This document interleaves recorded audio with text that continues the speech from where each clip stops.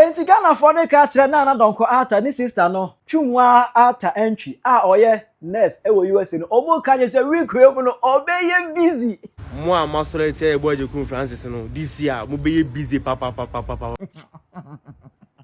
Hey, obeye very busy on the internet because only na ye wakwa attack Yeboah Agyekum Francis on the defense force some nurses be doctors be akoya live akodi Agyekum Francis atwa wo mpia media na so Ghana for so mo ntiase adenti kura na e wo se lady wey ekoka Yeboah Agyekum Francis asem obunti ase nti no obune no ave class be ma chire bu no chire waje e dia mame e wo comment section I PENYAH block media best run say any day mo over like video no da ma bros subscribe button say click verification corner pages update time be chire waje da mame e wo comment section oba so a no she for enya bia hwe no can for nala money send up ena dia ma o USA o UK o send ska eduko fia nala for say o say we choose ska kwa it is app no twene register bi account fa send this ecofi o send this kind of promo code no PENYAH TV e fa send this ecofi na o mbecha o cool $20 o send ya na dollar for actual $20 mumi account na $20 edem e na la nkwa 2026 we o send mo ho a what to start watching. Let's go to the ebusia o no say it was last week ana Yeboah Agyekum Francis e be ye video on the internet bi e buy about how to use body any ne hunu ni nyina any watermelon echi den green one no o twitwa hohoro ho na wo no aka bomu a instead of no more or tire mu how obetima use as concussion to fight high blood pressure. That's it. To fight high blood pressure. I want that video no. E bi must start try. I me check comment section e bi mu tire oh Yeboah ansem no kan o so o man kasa confirm tire ko research. No mu say Yeboah ansem no e make sense e to asumu say o si man tire bi bia e pepepe answer ana e bi mu start ya o air try.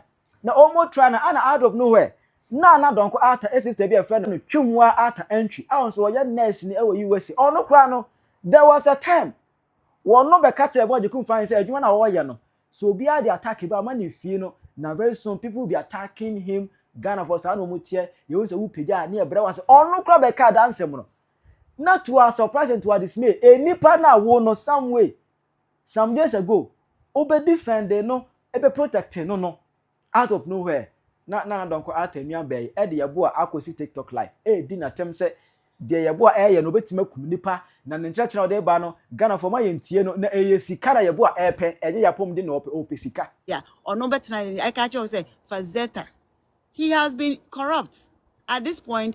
Yeboah Agyekum is looking for money than your health. I'm telling you point blank.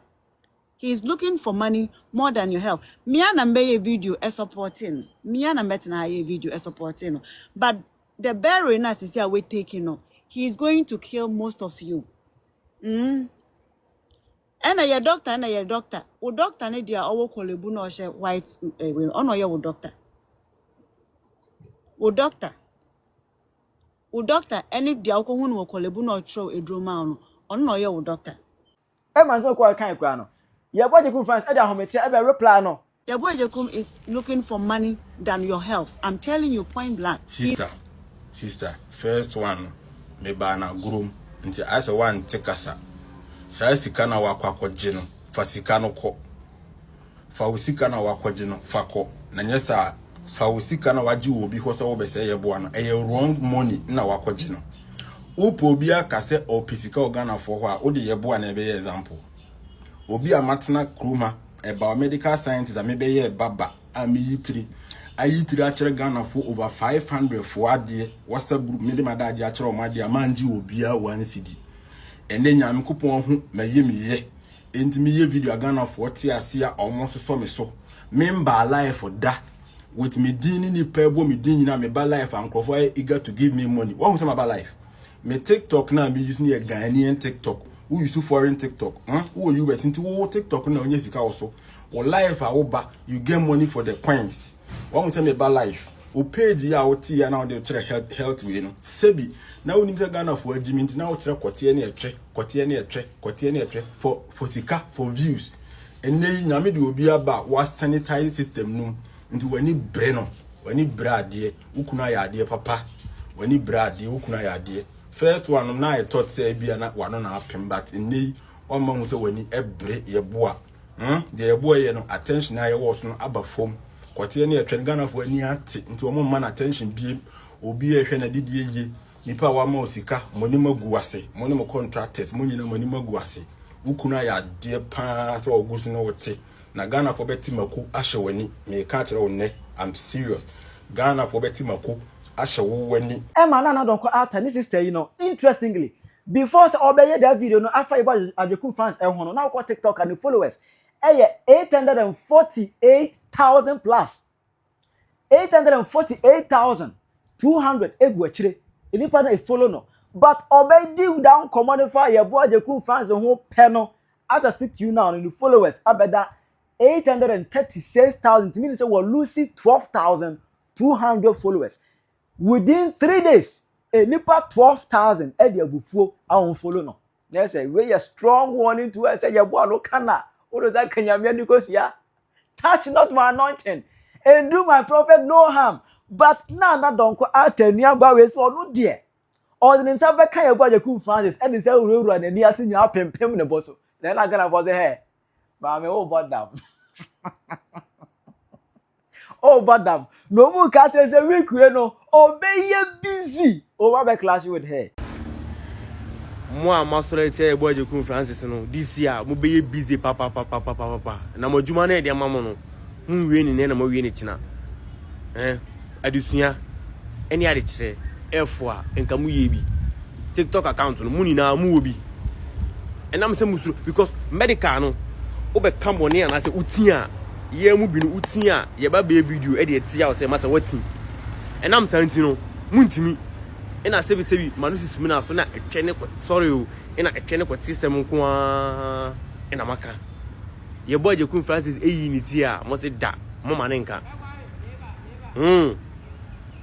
adwuma na e de ama mo no de mu wie na service sa sister na o yes a video ya mi ye won eye me se wugina mani na no kasa because when you say video e de e buduru nche sister adwuma na e de ama mo no untimi wie yabotre Yeboah Agyekum Francis no mama nka se mintre mo ye mu bi no nya se sorry na bedi na chi o dabi school na wakono a onim se Yeboah Agyekum Francis ati no yen so yakosa school ni bi de work no say correct so mean say o challenge Yeboah so on challenge ye Yeboah onji obi asika o dabi de Yeboah ye senkra ni briska nka ban now nka wa yi papa de woji nka ni briska ka ban now nka wa yi even ye kura na amanfo nim say ye head personal nanso yenye head adwuma no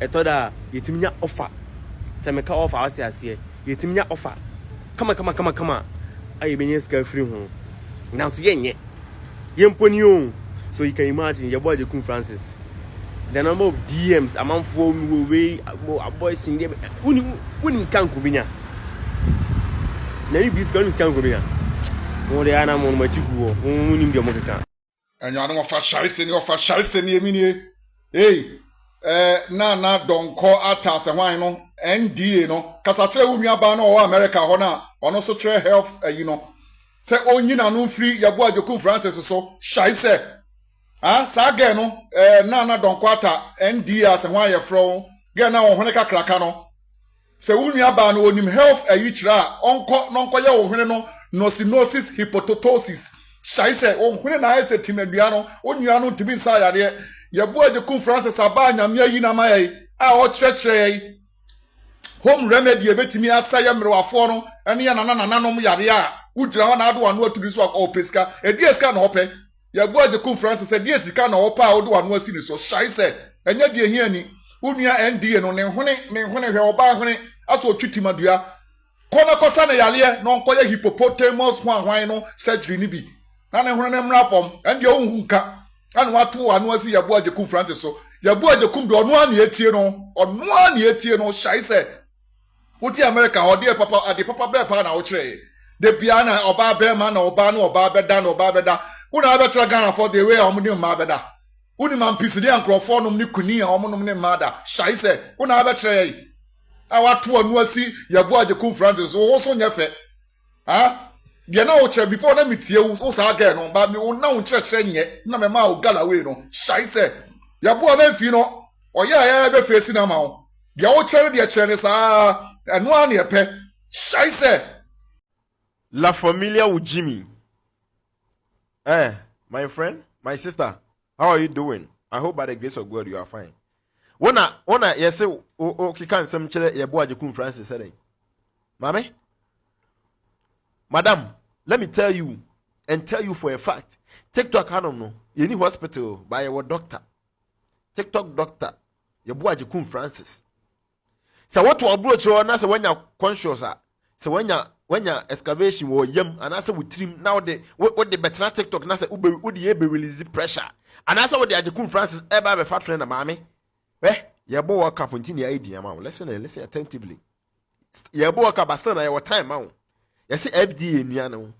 Hey FDA, go and tell your sister that if her time has reached to up as soon as fufra, it's not our TikTok doctor. Enya Agyekum Francis society. Mame. What ma Agyekum Francis buafu ama say o kekansam. So man refi na dwuma no sha say o ba react to you people na o refi na dwuma na o mamanfo elusu na life for TikTok. Mame ye no bedi. Listen attentively. Do you understand us? Huh? FDA, tell your sister that she's touching the untouchable. And if she has, her eyes has overturned her eyelashes, then you are turning into one. You are Agyekum Francis. So what you mame? She will not know kasa ye. Neja Jimino. Now one day. Yeboah Agyekum New Year, just 1 month. I got some few weeks in your boy. Yeboah, you know what the hell, woman? Charlie, you move your tablet to Harmony who say Yansano, El Burgana for the say, Bam, and Yano Creda. Kruma in never Hanum be, Yim de Kosuaha, our sister on the Guaquem, and me who say, be okay, be behind your kiss, I or her. Ah? Krumha, education system, in how is he running, oh Krumha. Oh, lady, I would ask to Honumi, say, trend and our pa, may say trend and Befron. Yeboah Agyekum Francis said the guy in Sinimudi, our children call for the and Kofuya son Fasono, who was a tiny boy in the image. Who was the boy in the conformance in Yeda, and Pimpim Yina dos Amano. Ah? Croma and Munanatia, in how a musical school, in how was young certification, Croma with Matanadium, Nedo certificate abro. Or by school them won't see what BBI online. Ah? The last time me quizzes name assignment by Kwame Troy, AI and Kwame Dean in a passive near and no be na munyi na motete kroma na mamoye kroma advantage ba ko enyan say aha no wo betima pass your certificate no ade na osuan kura no hyeda ntia se beto kwadwuma no be sa akire wo ene advantage ba ko enya over Ghana ansa no wo betima nya certificate no wa bere wa tilisuo UCC enyina ekobi o Ghana ehu ye advantage ba ko enya kroma ba ko asa ka ho no say aha no no say labs and I say medical field na wo a wutimi more research about labs I don't say, oh, Hano, and I say, what could school we are, unim de, etch will be organ, and you're credit. Bet you work as a Ghana for one or more school, or one my dear or more Timia school cruma. Just a Hanum system, no A in order. So we cross a wound chat in our way, and I see a quid room, a best so for be beer for an advantage by Cockroom, see a warm Hanumunia. Ah? What's at a Krum Hanum online, my programs in a demo certificate, Abremo, and I'm a quid minimum, the Achemo, and I'm a Huajumano.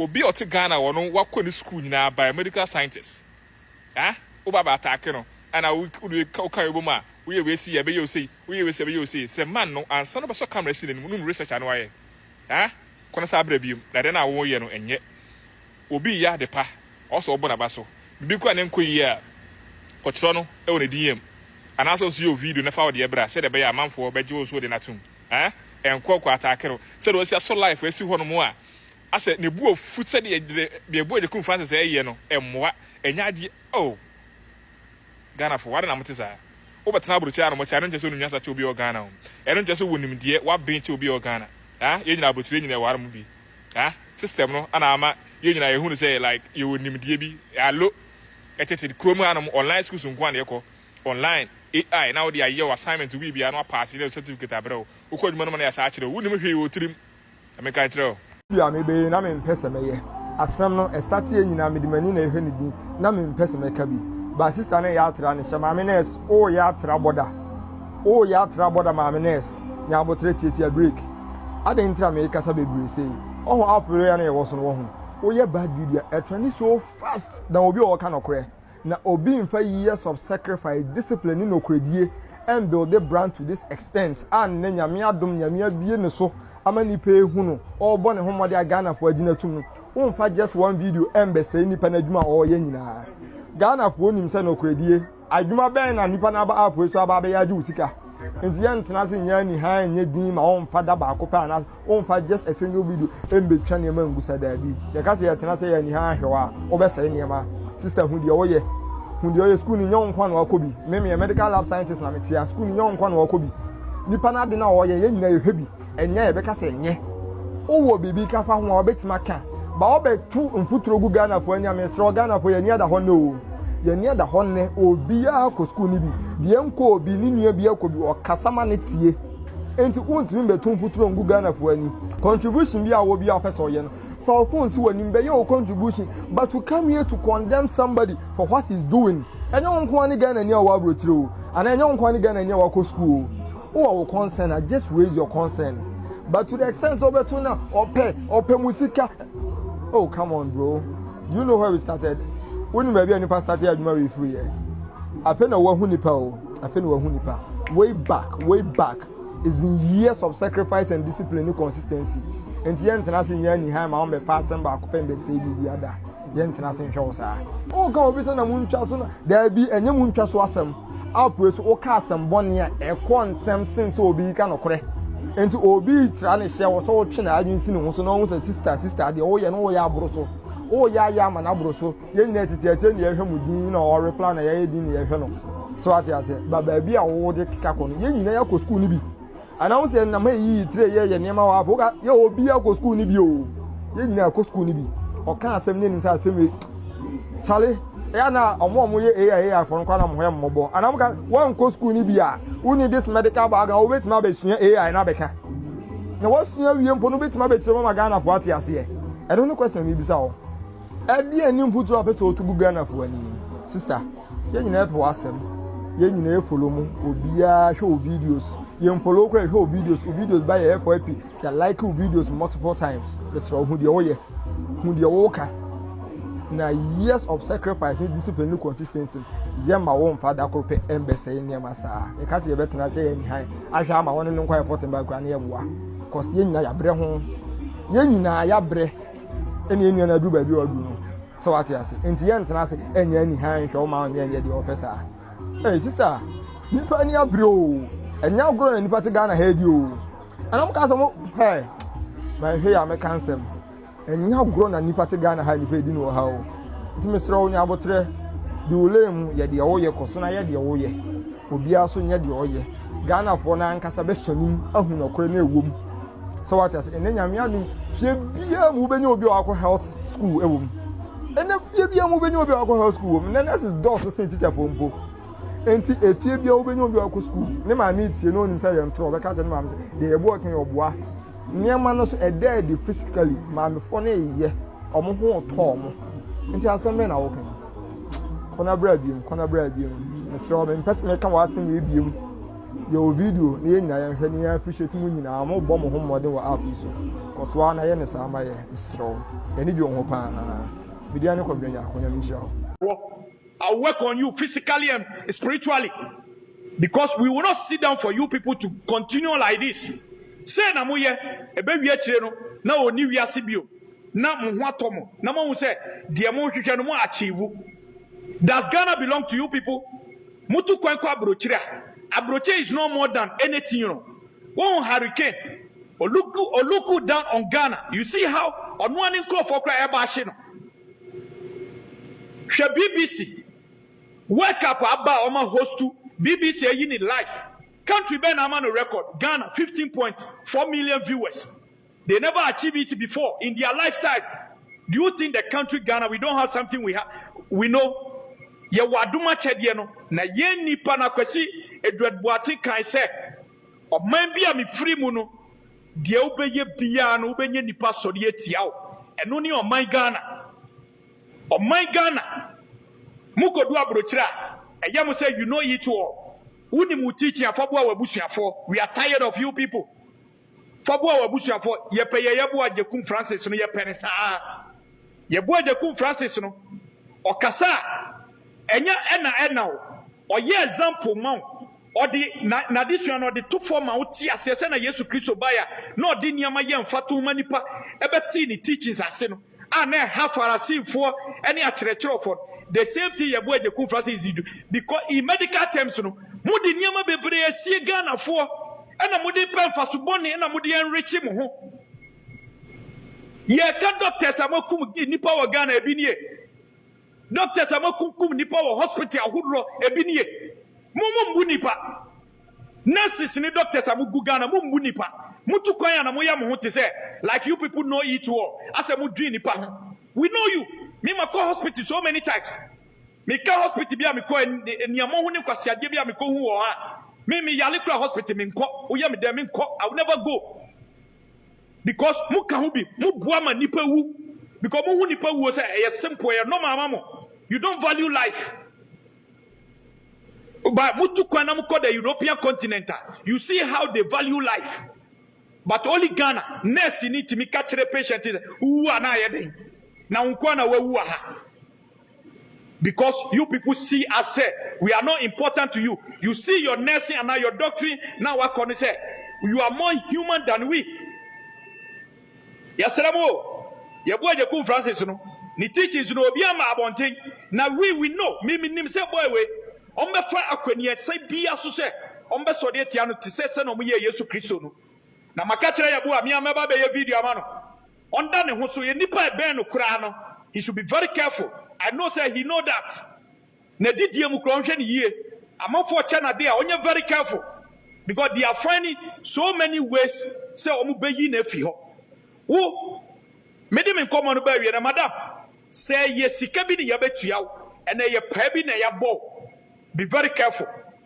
Me de bia me ka say wo ye oba na wo ye oba tan na wo ma na wo say say wo ye bibi wo app we so atia obi a. Be very careful because dachi esusun sanson say who one face here it will come back to your children. Say who one face here it will definitely come back to your children. So be very careful whatever you do. You see who we of one side no what you die na wiase mo so ma yonku ntwa nkwa enya dia obetwa du mo ya mo life a munya mo life munyi Yeboah Agyekum Francis mfim. And yes, some of us, you will never see us. Yemubi. To the word of mammy, ever comment section. Hi, PENYAH Block Media.